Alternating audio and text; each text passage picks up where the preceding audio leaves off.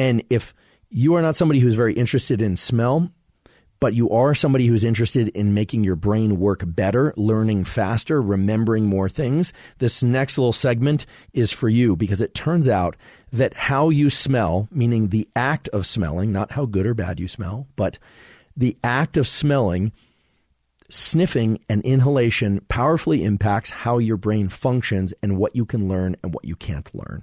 Noam Sobel's group, originally at UC Berkeley and then at the Weizmann Institute, has published a number of papers that I'd like to discuss today. One of them, human non-olfactory cognition phase-locked with inhalation. This was published in Nature Human Behavior, an excellent journal. As we inhale, what this paper shows is that the level of alertness goes up in the brain.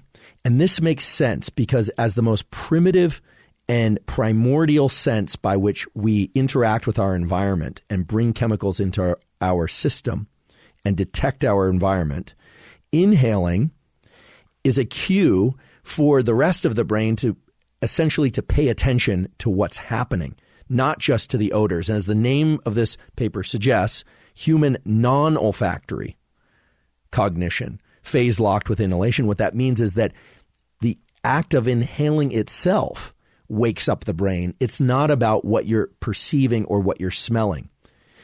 And indeed, sniffing as an action, inhaling as an action, has a powerful effect on your ability to be alert, your ability to attend, to focus, and your ability to remember information. When we exhale, the brain goes through a subtle but nonetheless significant dip in level of arousal and ability to learn.